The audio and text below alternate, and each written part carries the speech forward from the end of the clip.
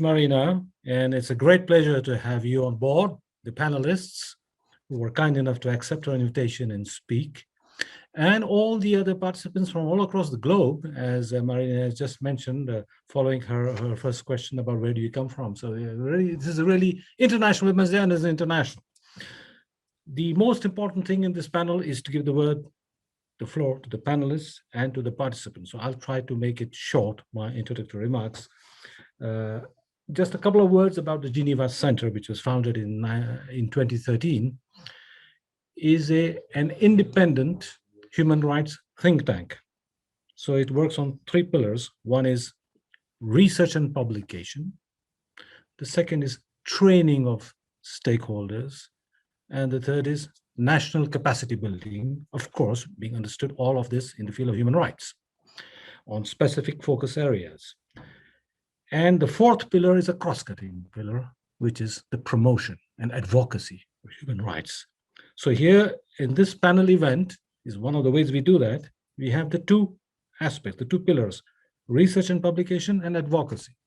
Research and publication because after this panel, the panelists' statements will be published together with the summary of the debates and a think piece quite shortly, hopefully by end September or early October, which is quite quick.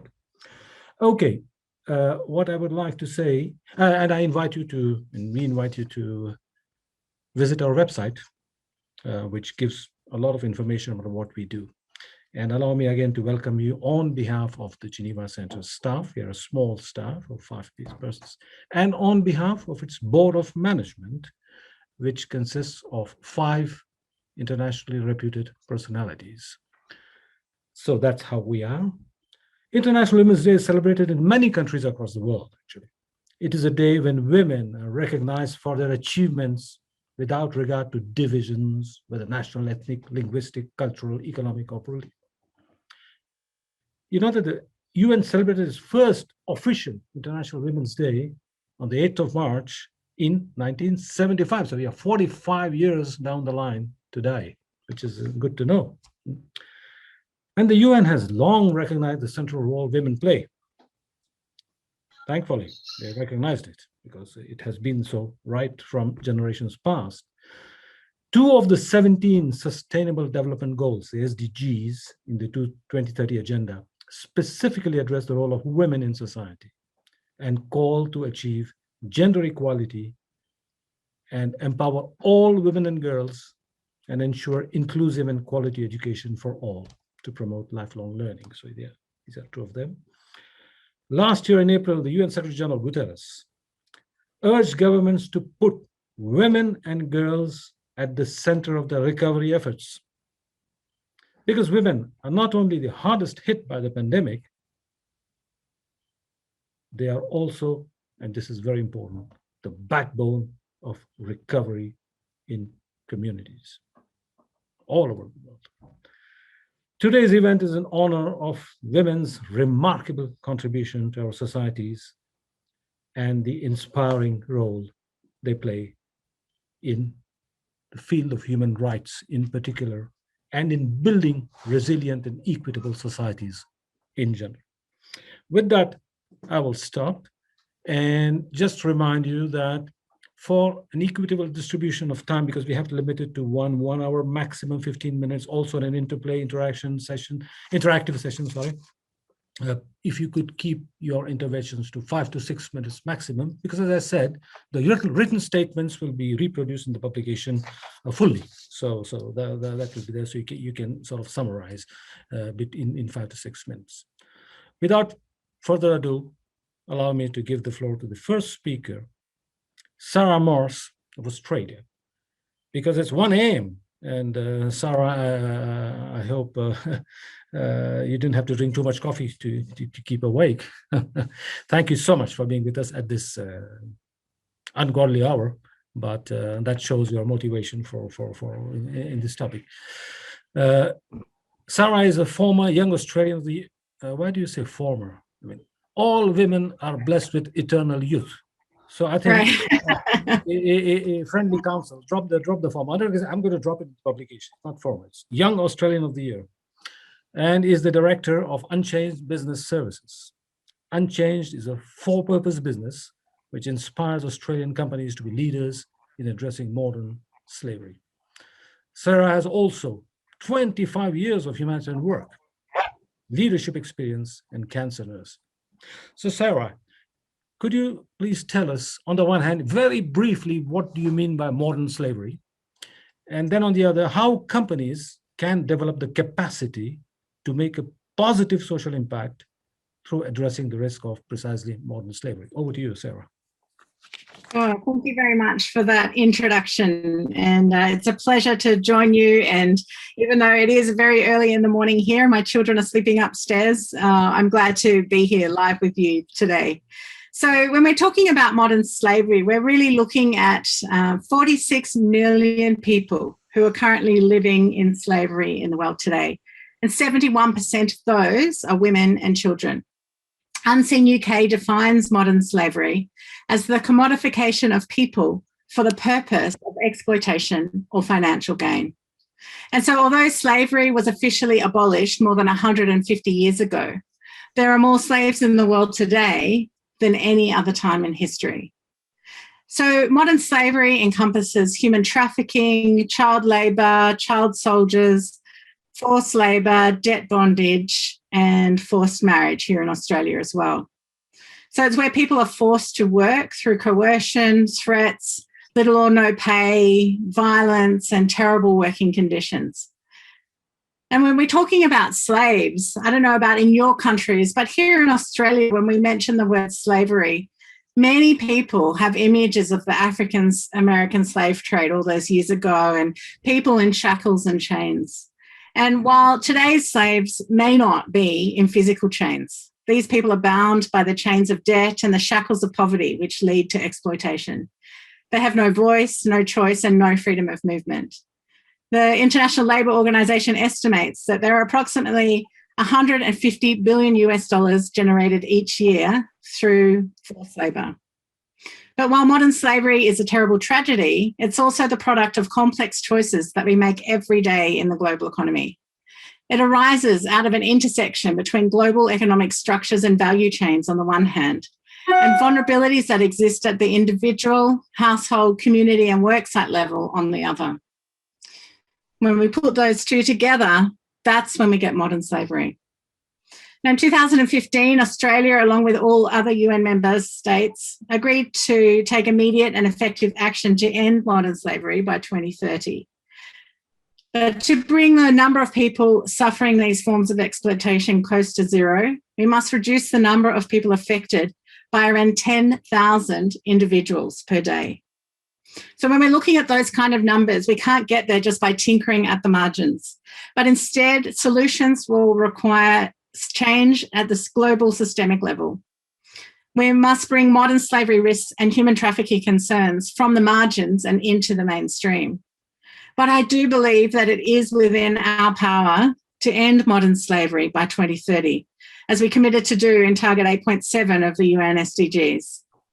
But to get there, we need to work together. We need a clear vision of how we're going to get there. So I'm proud at this moment to be in Australia. For many years, I've worked in humanitarian projects and I've been inspired by the women that I've met around the world, women who are courageous and strong and kind and resilient, women in micro-enterprise programs in Indonesia and poor women in Romania working with Romanian orphans. But it was my time working with survivors of human trafficking in Europe that has really made a lasting impression on me. And so here in Australia, we're working with Australian companies to help them, first of all, identify the risk of slavery in their supply chain and how they can actually make a bigger difference. So for example, we're working with some education institutions who have 50 to 100,000 students on their books. So our goal is not only to eliminate slavery from their supply chains and operations, but to educate those 100,000 students around modern slavery and what they can do about it, both as consumers and as future business people. So here in Australia, we're really seeing Australian companies take hold of this idea that, it's not just a matter of compliance, of them looking into their procurement practices and supply chains, although that's a big part of it, but it's also about leading beyond compliance to show other Australian companies what they can do to make an impact on modern slavery. So what we do with Australian companies is we take them through a process of looking at the supply chains, and then engaging with their suppliers and working down their supply chain so that those suppliers can continue to identify risk on the ground in the factory where our goods are being made. We're having a lot of success with this in Australia, and I believe that acts like the Modern Slavery Act and similar ones like them, which are taking off around the world, really do give us this global picture of how we can work together to eliminate modern slavery, both out of our supply chains and also to educate people as consumers around what they can do.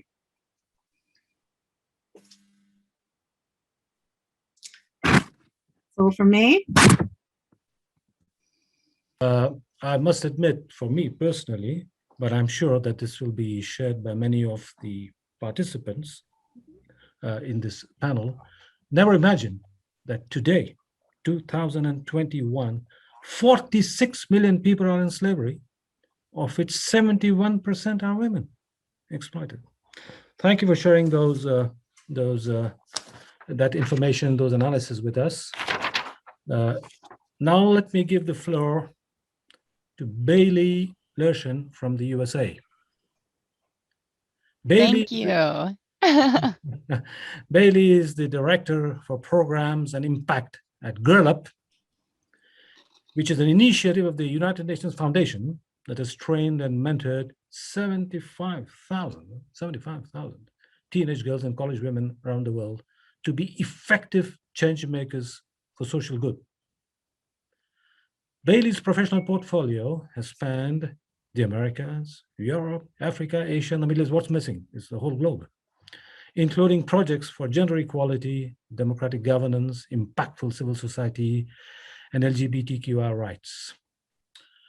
Bailey, could you speak to us a little bit about the importance of building leadership within individual girls and some of the inspiring efforts made by Girl Up in implementing these? Thank you. Yes, absolutely. And thank you so much for including Girl Up and for inviting us to be here. It really is my honor to represent Girl Up. We are a girls leadership organization, and we are housed within the United Nations Foundation. Our headquarters are in Washington, D.C., but we have had different groups of youth in over 120 countries around the world start Girl Up clubs and get involved in our movement for gender equality around the world.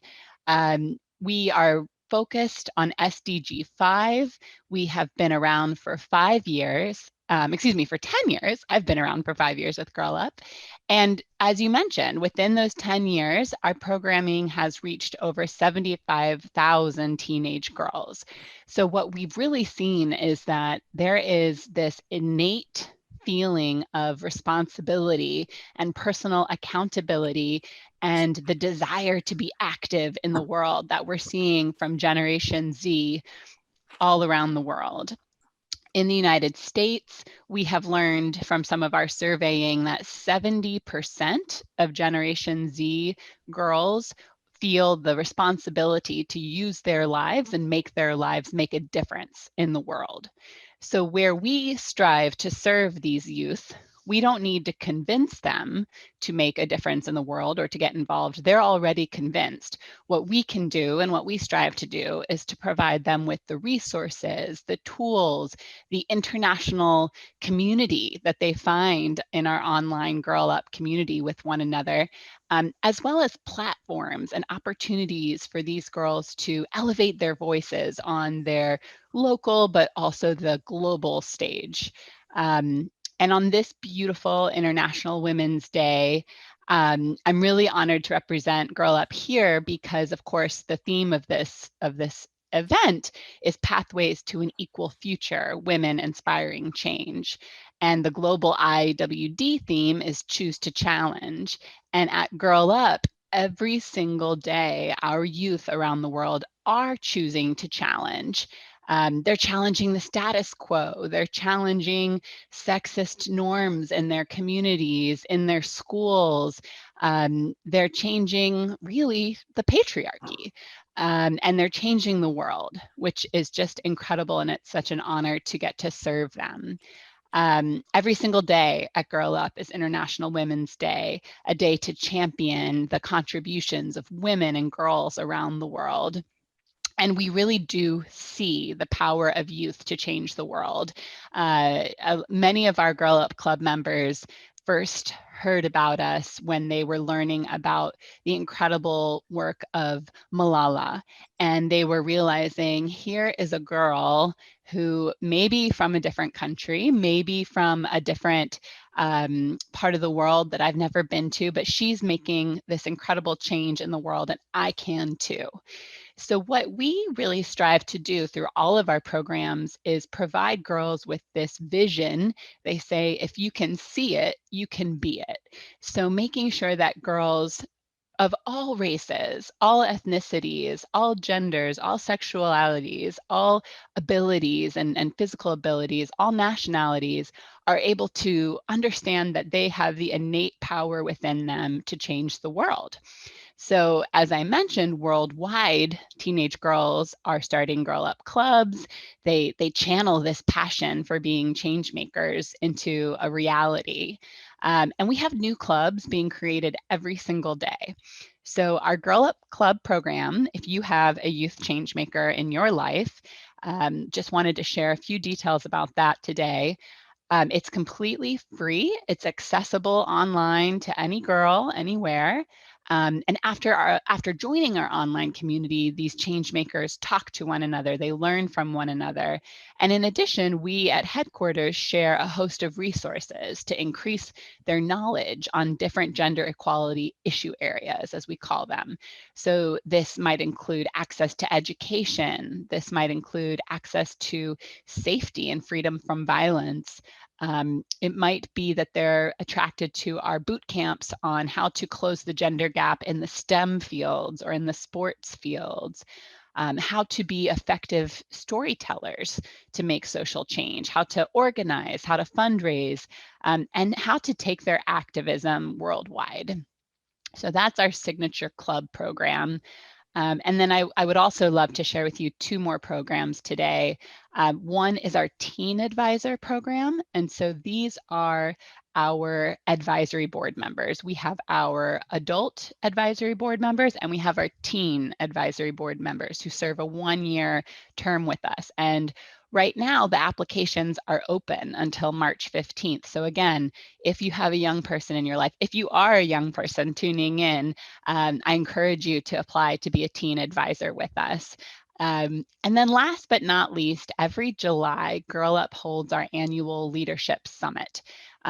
Traditionally, we held it in Washington, D.C., and on the third day, we brought change makers to the US Capitol Hill to learn about how the American democratic system works and how they can get involved. However, these days, starting last year, we had our first virtual summit, which was a huge success. We had over 30,000 people come and join us, and from 130 different countries around the world. So if you would like, please join us this July 13th and 14th for our annual Leadership Summit.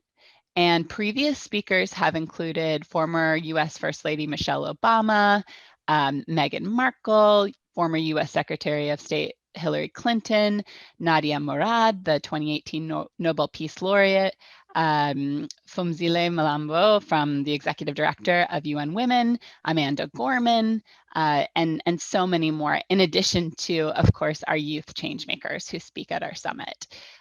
So I will stop there. I know that was a lot of information. I'm just so pleased to be a part of this group, excited to learn from my colleagues, and to learn more, please visit us at girlup.org. So thank you so much.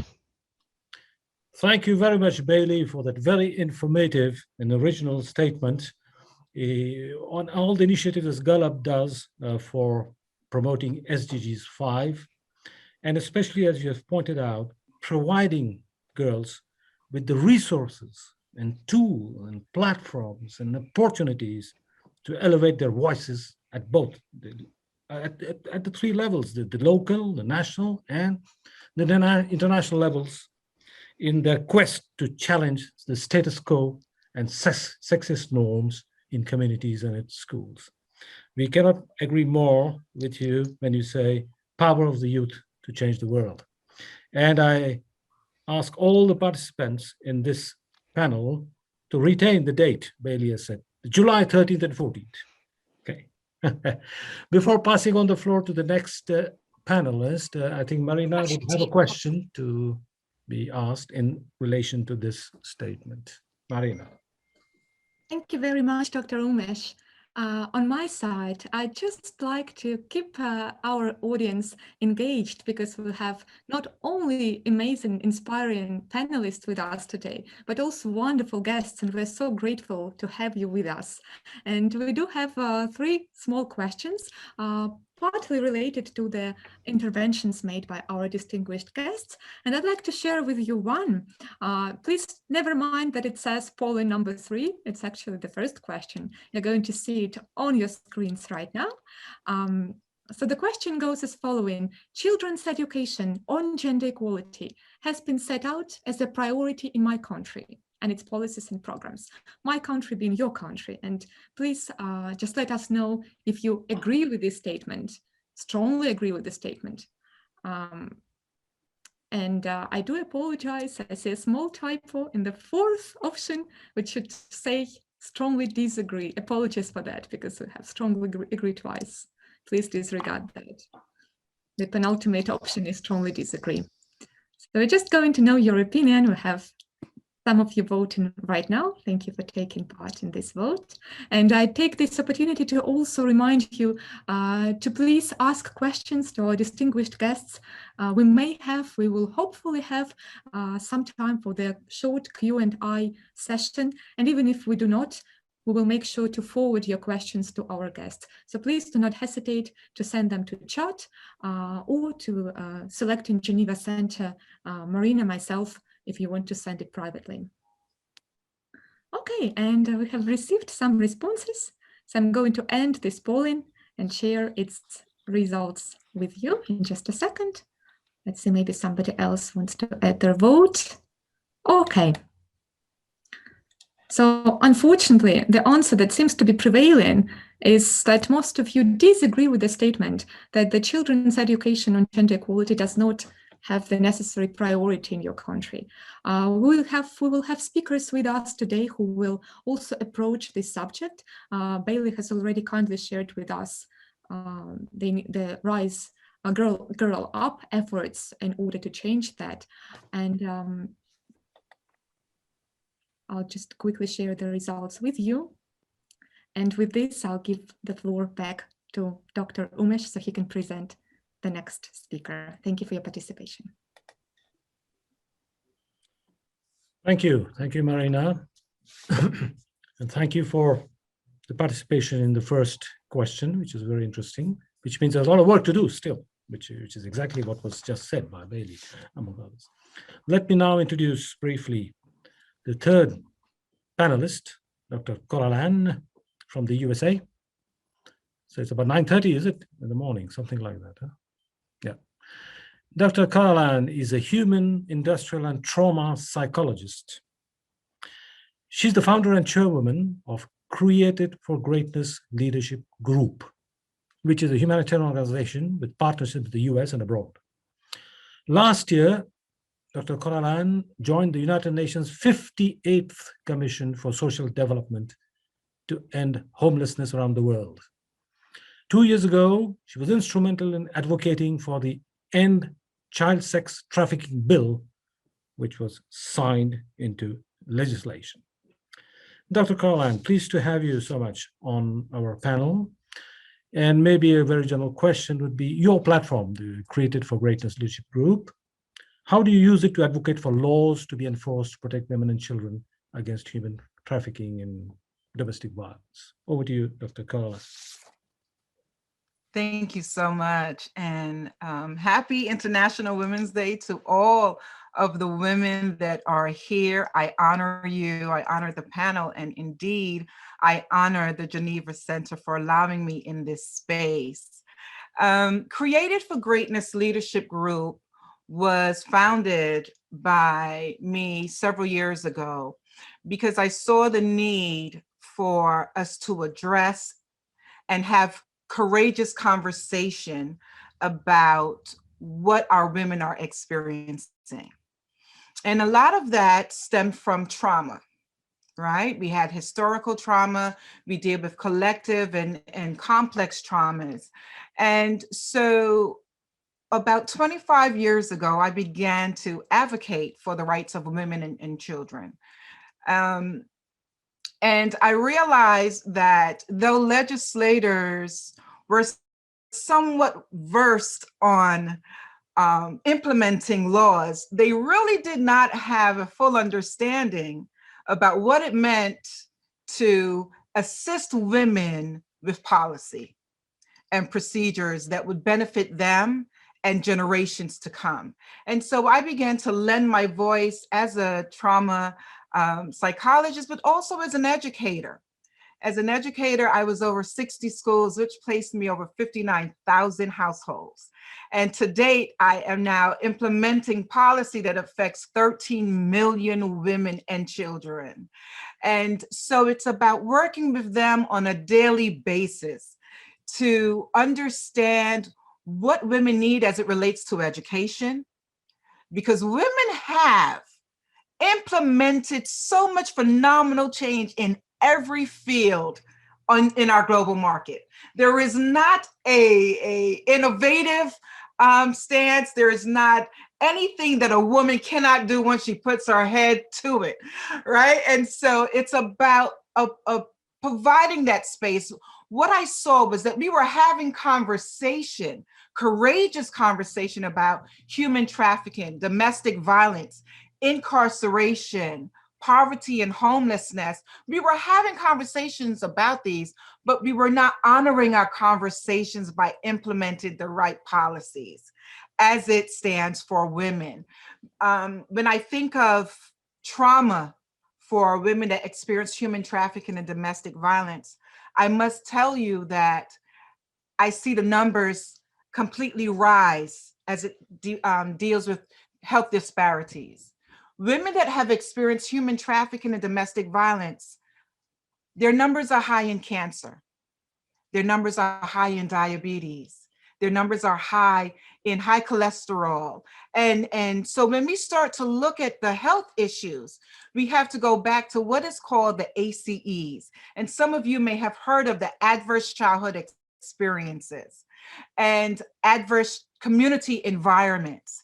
It's very important that we look at those numbers, because those numbers actually tells us that if a woman experience or a child experience some form of trauma, that later on in life, it can equate to them being very ill. So an example of that is if a woman, let's take a young girl at the age of 5 who experienced some form of abuse. And this woman lived to be age 95, but did not receive any assistance as it related to the trauma she experienced at age 5. Do you know that that woman lived for 90 years in trauma?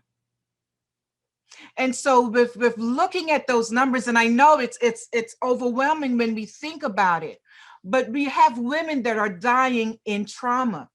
And also something that I needed to bring to the legislators, and I work in all forms of government, something I need for them I had to address with them was the mere fact that trauma does not have an expiration date, that there's no one size fits all to how trauma is supposed to be catered to. Knowing that trauma isn't just what has happened to you, but it's also what happens inside of you. Is that psychological trauma, that physiological trauma, those aspects, the spiritual and emotional aspects of a woman and of a child. And to know that in truth, we repeat what we do not repair. And so it's about stopping this practice of human trafficking, stopping the practice of domestic violence, being more vocal, implementing laws that allow women to have a voice, to feel free in a safe space to say what has happened to them, to have children know that they're not too young to have their voices heard as well. And so it's about empowering women and having them know that they're irreplaceable, that they're beautiful, they're innovative. And, you know, it goes back to a statement that Desmond Tutu once said, "My humanity is bound up in your humanity, for we can only be human together."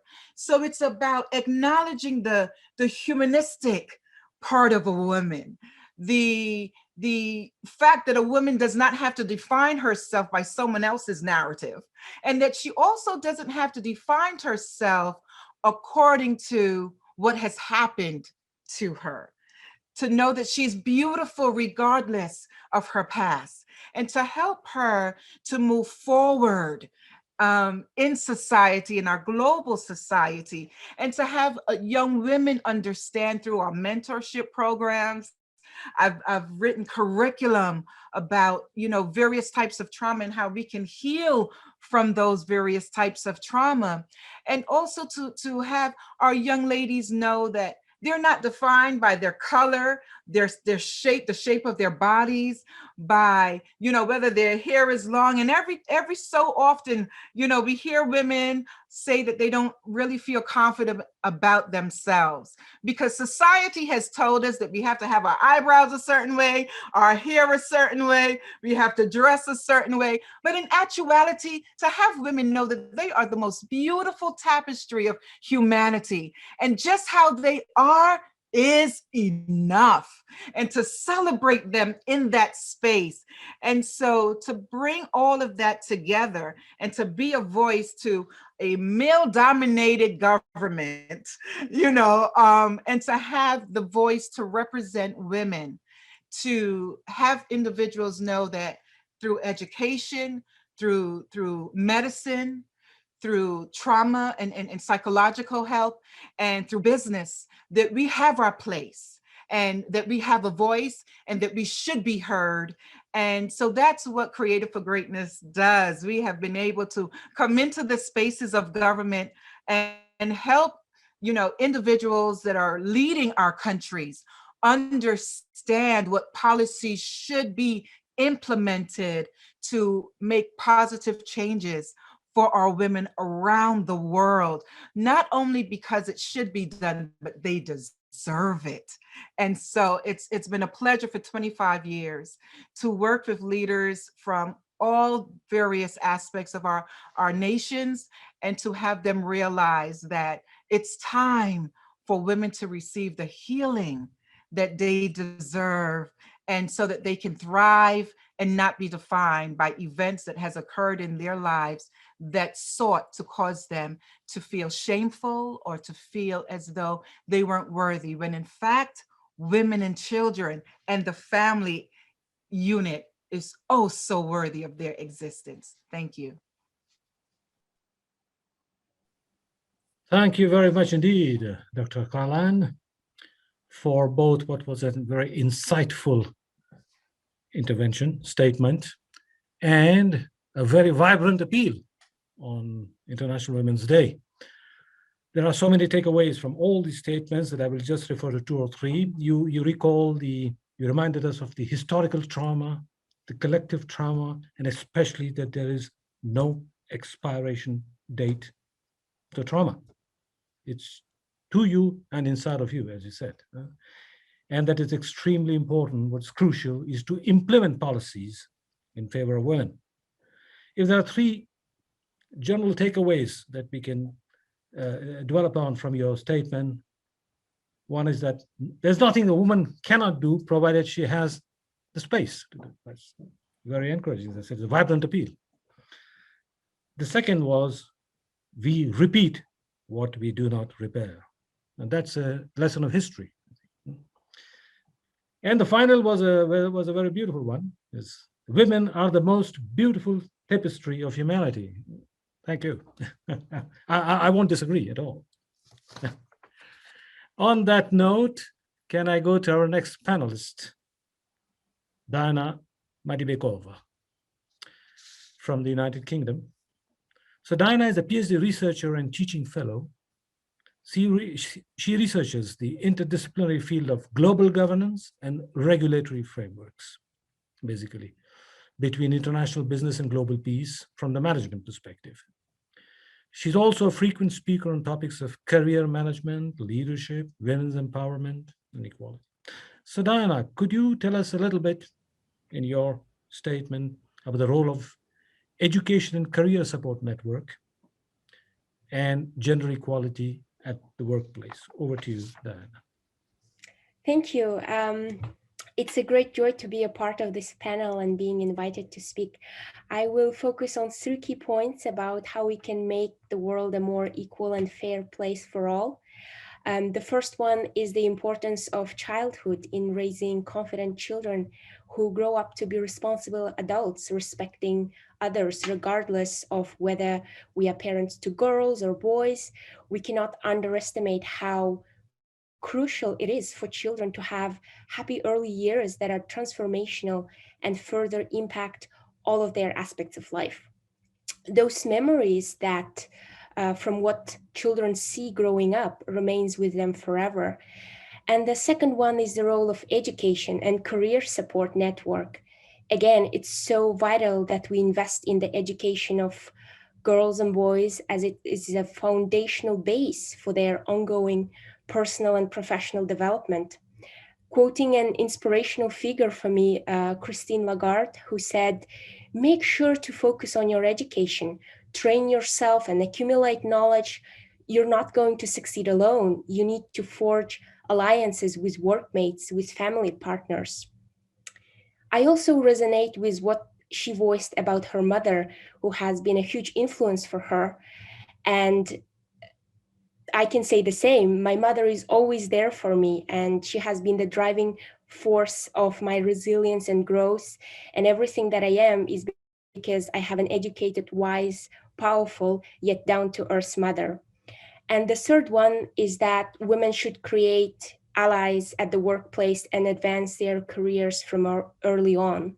Women need to speak up, promote, and self-praise themselves, even when no one believes in them or in their work or that they're capable of leadership. According to the World Bank's Women, Business, and the Law report published recently, which measures how laws and regulations across 190 economies impact women's working lives, it has been found that despite some improvement in indicators across some countries, women still have less legal rights than men on average globally. And this is a concerning picture, and we need to be doing everything we can to change that. Yet, in order to build an equal world where gender doesn't define one's opportunities or chances of success in life, all of us collectively would need to understand that when one of us is left behind, everyone loses. So gender equality is not about kicking men off the table, it's about making the table larger. And gender equality is not about prioritizing and empowering only women. It's about untying the personality and power of a character from one's gender. And it isn't about creating constant competition of who's better or stronger, but it is about cooperation and communication between groups, the narratives of which would have to be rewritten and redefined.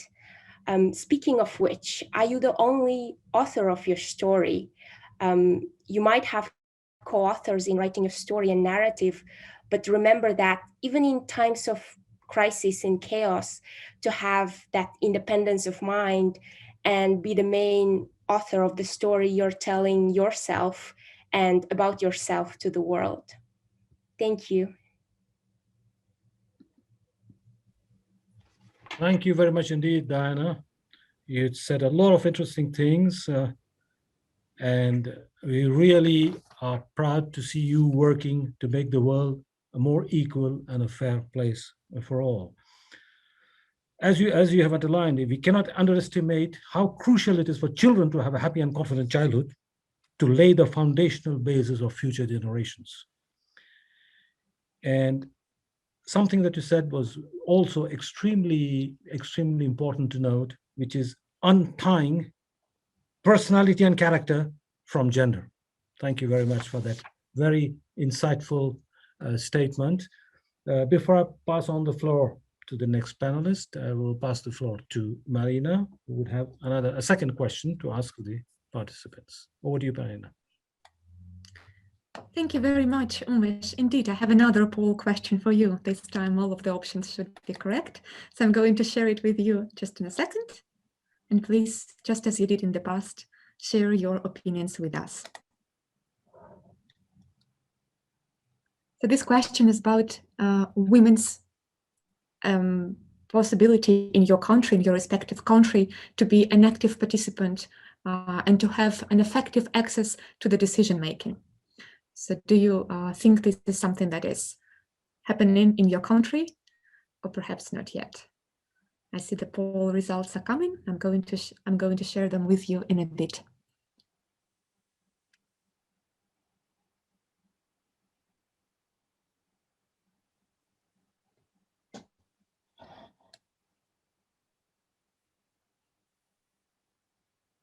Okay, so most of the people have voted by now. I'm going to end polling and share the results with you. So as you can see, most of you somewhat agree with this statement. However, we have quite a big percentage of people who strongly disagree, unfortunately. And this is an important, women being able to be an active participants in the decision-making processes is a very important aspect of women's leadership. And some of our panelists speaking right now are going to address this topic further. So over to you, Umesh. Thank you for presenting our next participant.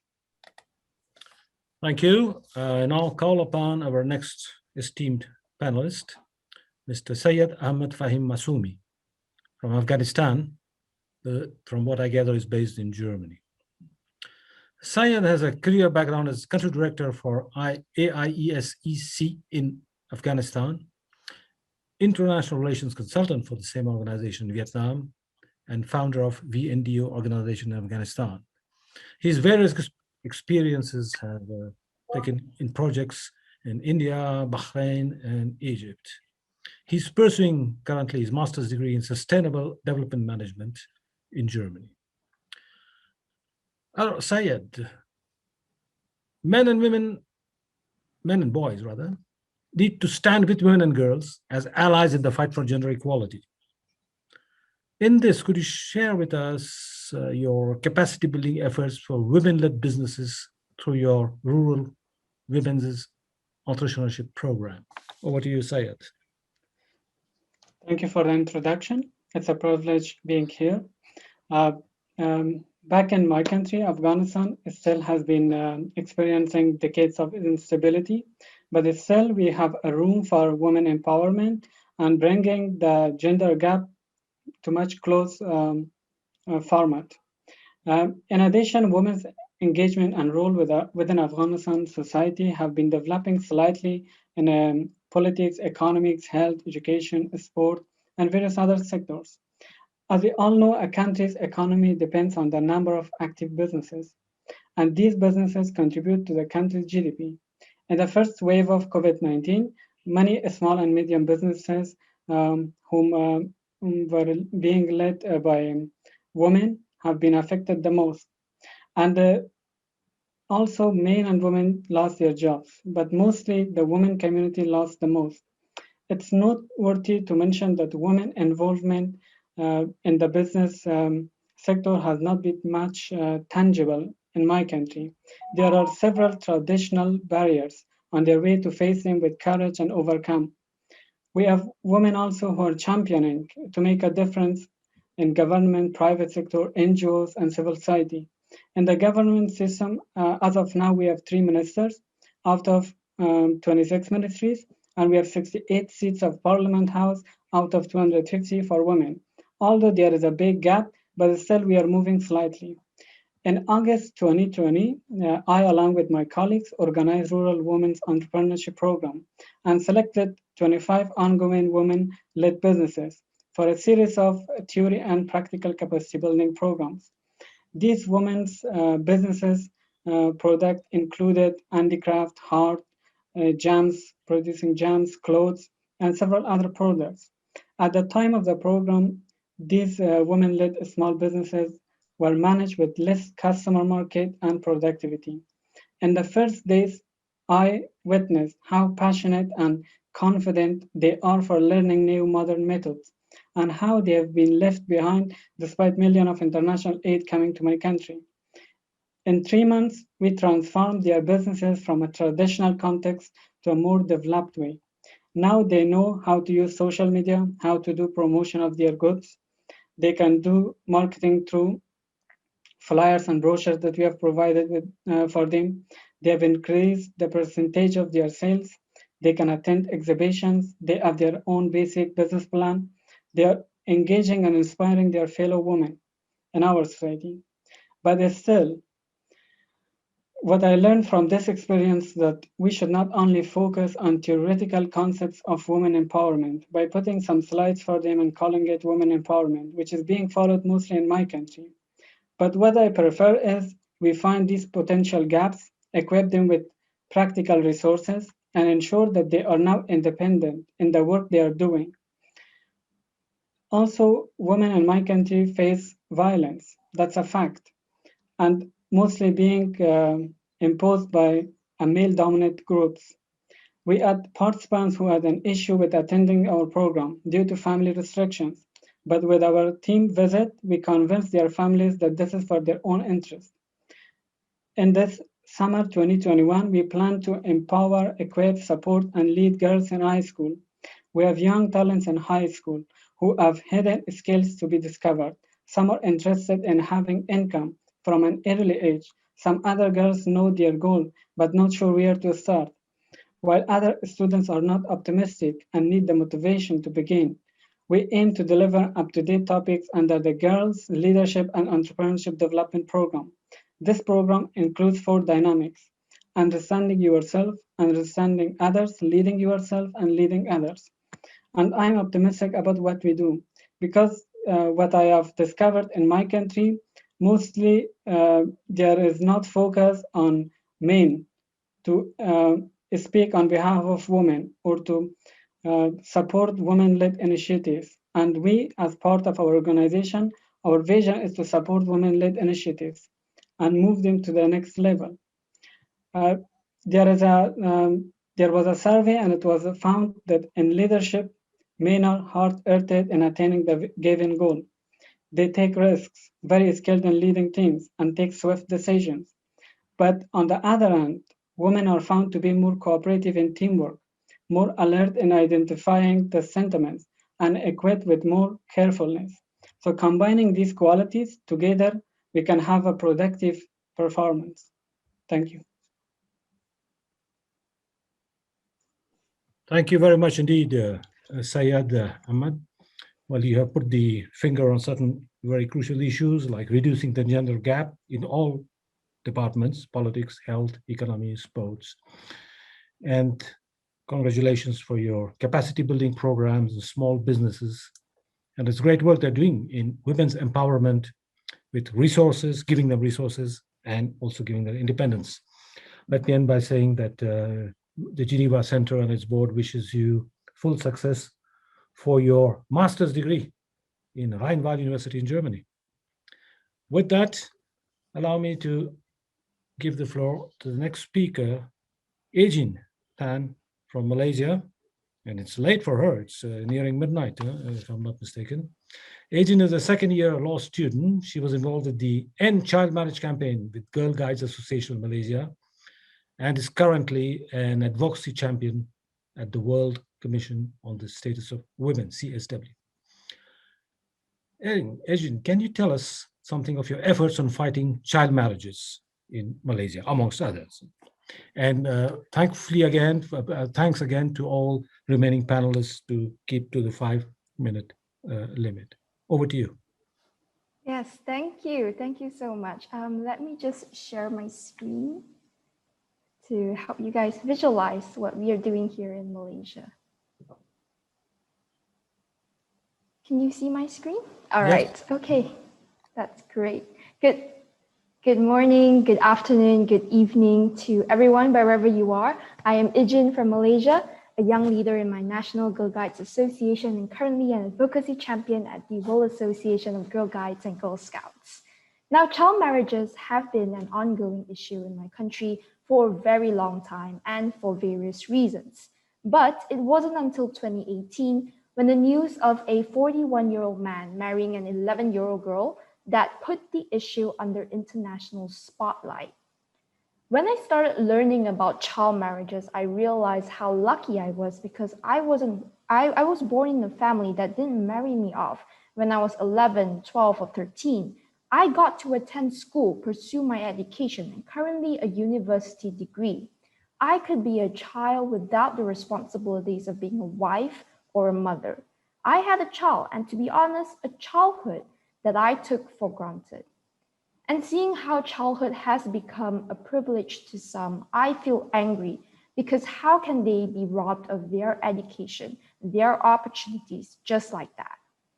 So in 2018, the Girl Guides Association of Malaysia, or GGAM in short, organized an advocacy workshop on ending child marriage, and I had the opportunity to be part of it.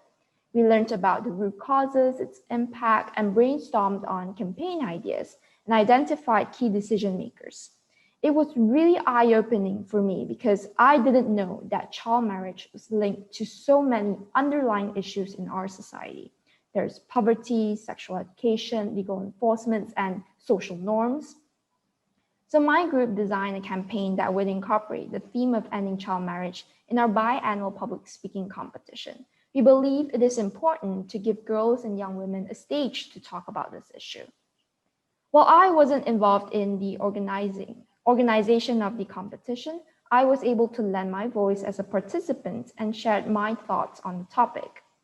And in terms of raising awareness and challenging social norms surrounding child marriages, GGAM also held a myriad of activities, including Stop the Violence workshops and poster workshops, which resulted in an exhibition of very powerful works of art.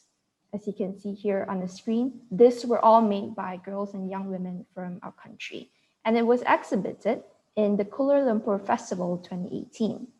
We also had multi-stakeholder collaborations with other organizations. The Girl Guides in Malaysia also had a protest in front of the Malaysian Parliament and handed over 159,000 petition signatures calling for the increase of the minimum age of marriage in all states to 18 years old. And just recently, I had a meeting with the Malaysia's permanent mission to the UN representatives as a delegate to the Commission on the Status of Women, CSW. Now, CSW is a functional commission under one of the UN organs, ECOSOC, where member states come together to promote gender equality and women empowerment. One of the themes for CSW this year is the elimination of violence against women. As delegates, we lobby on what we want to be included in the policy, what is left out in the draft, and what needs to be more specific, although it doesn't explicitly spell out as ending child marriage. But all this is important because gender-based violence is interlinked to child marriage, and with this piece of international policy, we then get to inform and advocate to our decision makers here in Malaysia. We're all hopeful that our proposed languages will survive the negotiation rounds later. And at this point, you might be thinking, wow, ending child marriage is really difficult. You have to change social norms, legislations, and you're just one small person without much impact to make. Let me assure you that I also struggled with that, the idea of dead aid. But I realized that if everyone thinks that way, then we give ourselves the excuse of not doing something about child marriages every day, because you are never too small to make an impact. Every act counts, and I'm sure all the panelists here would agree with me with all the wonderful work that they've done. And if you share about it on social media today, you help to create awareness. You may even empower someone in your audience to take action too. And if each of us can empower at least one person to take action, then that is a whole lot of people we're talking about. And so with that said, I urge each and every one of you leaving this meeting by giving yourself the permission to make an impact. No matter how small you may think it is, it will change someone's life. And childhood is a right, not a privilege. Thank you. Thank you very much indeed, Ajin, for that thought-provoking and proactive statement. Some of the takeaways are, as you just said, childhood is a right. We're working in human rights. It's a right, not a privilege. And children should be cherished. They should not be, become what they unfortunately do become. And the second thing you said also was excellent. Let girls be girls, not brides. Thank you again for you have the Geneva Centre's admiration for all the humanitarian work you're doing to end child marriages. Thank you. Let me go on to the second last speaker on our esteemed list of panelists, Azra Azhar from Sri Lanka.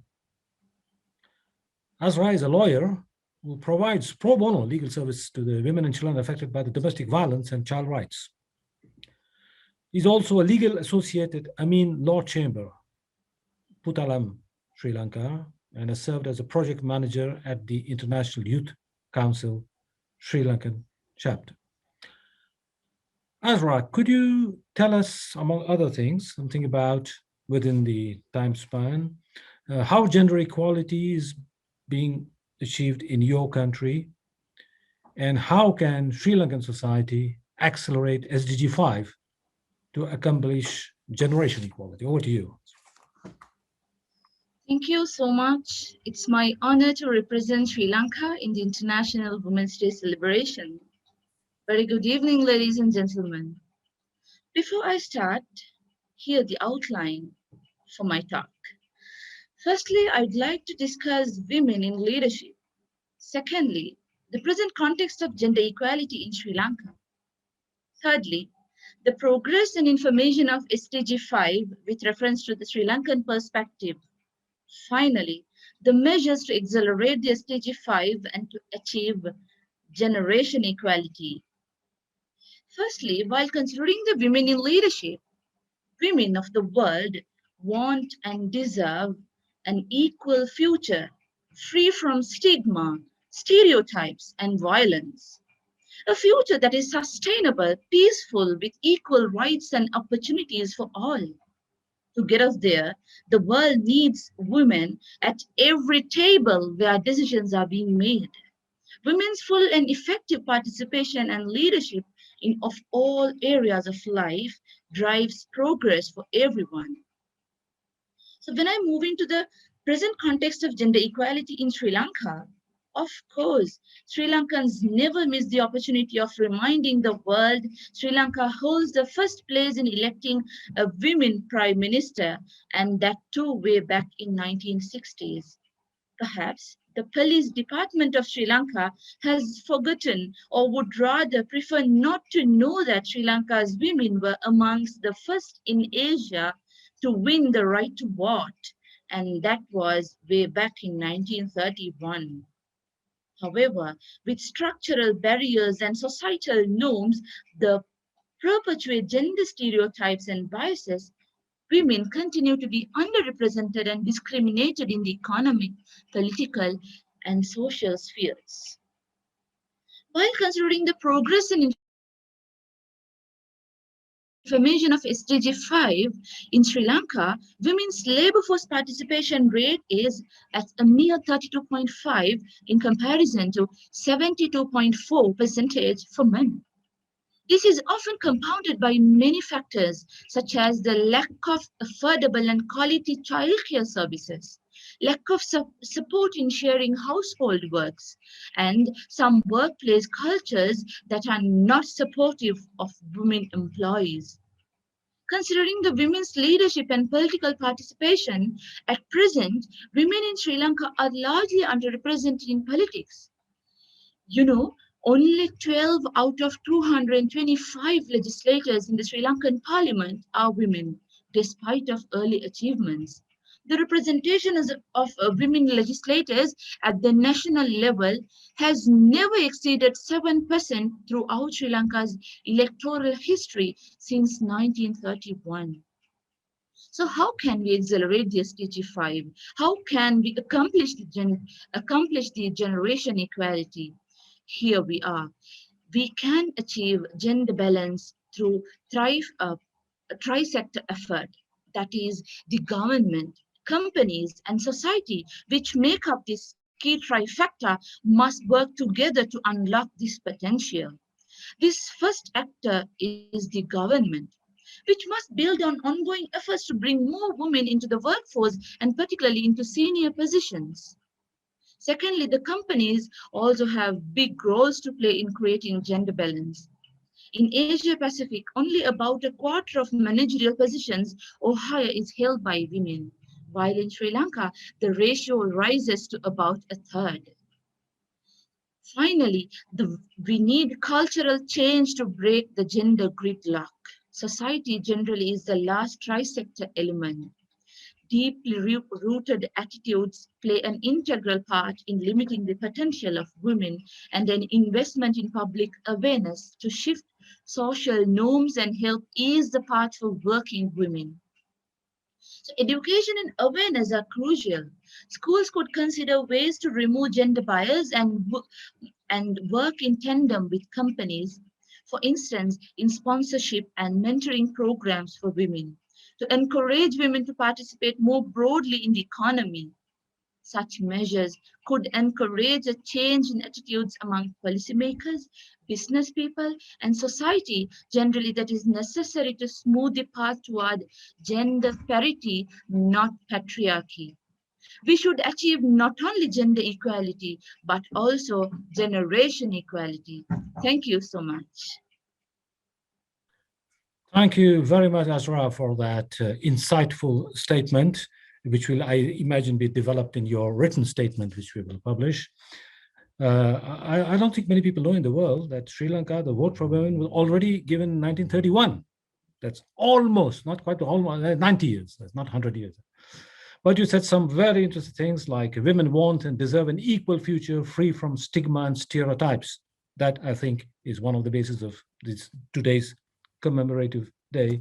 And you also stress the vital role of governments and companies to do that, because otherwise it won't happen. And that the cultural change is absolutely essential to break the gender gridlock. So thank you again. Before I pass on the floor to our last panelist, Marina, I think you have a third and last question to ask of the participants. Go ahead. Thank you very much, Umesh. I'll be brief. Just one last question, this time about gender-based violence and your government's efforts to prevent and fight this issue. And this will be a good introduction for our last speaker's intervention, who will speak precisely on that.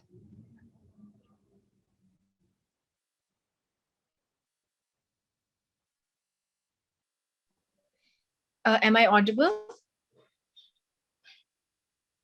Yes, you are here, but bear with us just a second. We're going to share the results of our poll in some 10 seconds.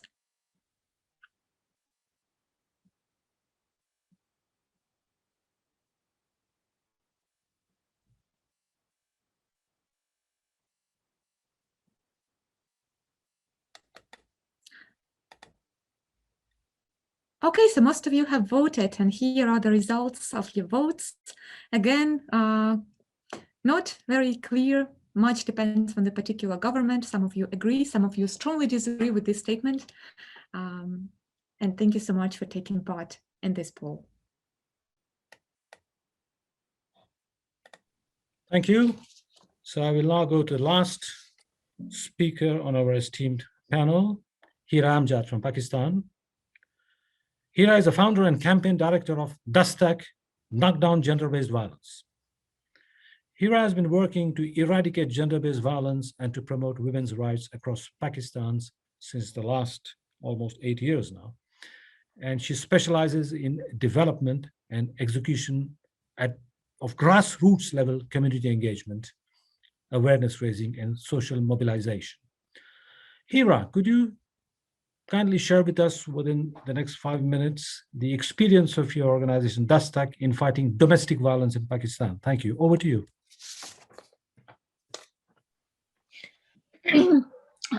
First of all, thank you so much for the opportunity and for letting me present my work at this forum. And a very happy International Women's Day to all of you from Pakistan. And I'm very briefly going to talk about Dastak, and then I'm going to move to the question at hand. Dastak Foundation was started a few years ago with an aim to bridge the disconnect of information that existed within my country in terms of survivor support mechanisms. When I was a student and I used to conduct field activities at grassroots community level, and I came to realize that women in Pakistan are unaware of their rights, the resources that are available to them, and the opportunities that they have in the market. So the idea of Dastak formulated from this bridge disconnect between the survivors of violence and essential services that were present within my country. So we started the social media campaign using digital media platforms such as Facebook, Twitter, and Instagram in order to create awareness regarding different forms of violence that existed within my country. I'm very sad and it's unfortunate to share this information that Pakistan is considered as the third most dangerous country for women in the world. And every year we see around 5,000 plus cases of domestic violence.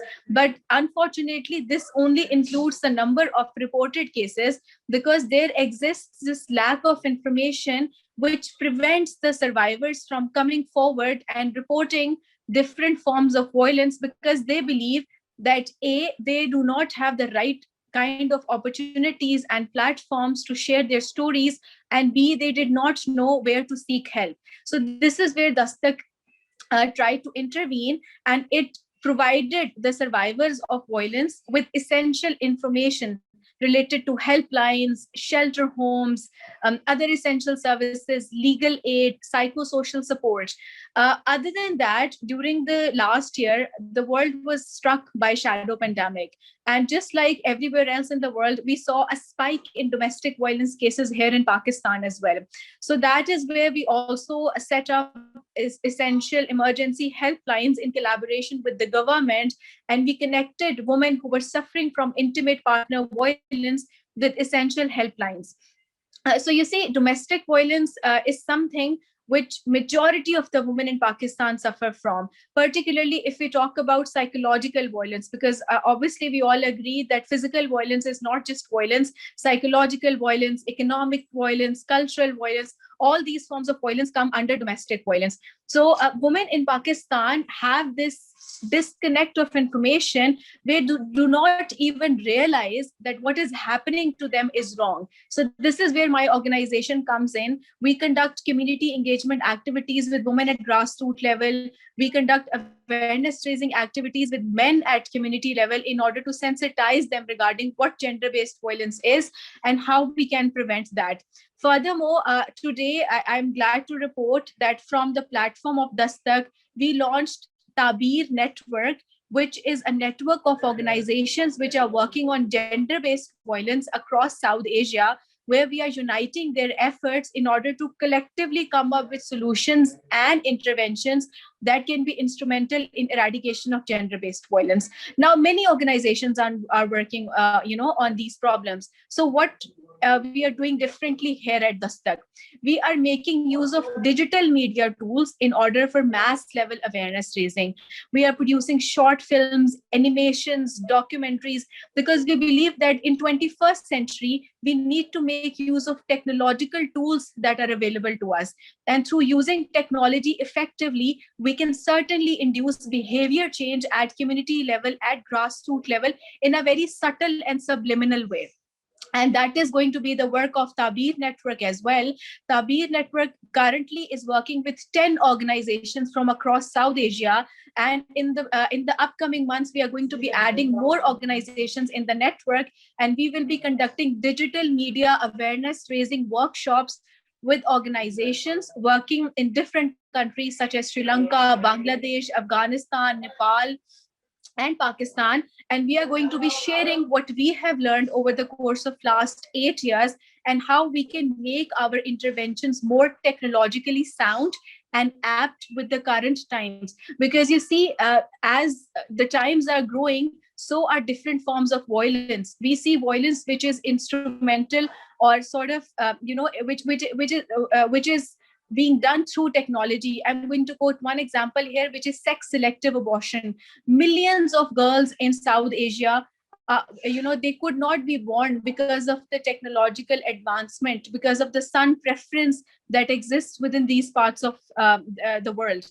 So this is where Dastak comes in. And another thing that I would like to mention here is that at Dastak, we strongly believe in keeping the survivors of violence at the center of all interventions, because you see, helping survivors claim their agency and turning their grief into power is something that we strongly believe in. We also believe in the fact that we need to rehabilitate and reintegrate survivors back into the society, because at Dastak we strongly believe in empowering survivors as change makers and helping them be at the forefront of in the fight against gender-based violence. So once again, thank you so much for giving me the opportunity to share my work here with all of you. And I would request all of you to look Dastak up on Instagram and Facebook, and let's collaborate in order to make this world safe, equitable, and violence-free for not just girls, but all vulnerable communities. Thank you so much. Thank you very much, Hira, for that statement, which is calling for all of us to be once again proactive in the promotion of this day. And you stress the crucial importance of operating at grassroots community level to raise awareness of women's rights, offer them legal aid, helplines, and also use social media platforms as a tool to overcome physical, psychological, cultural violence. And it is also great that you are going into developing synergies with other organizations. That's how we can work together. Before we conclude, let me pass on the floor to Marina for a brief question and answer session according to.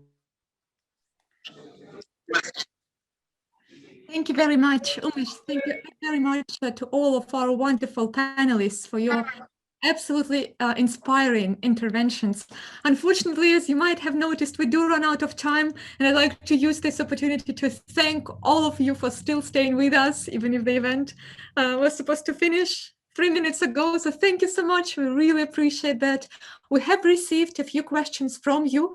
We will make sure to forward them to the panelists, to the speakers concerned. They will get back in touch with you with the responses.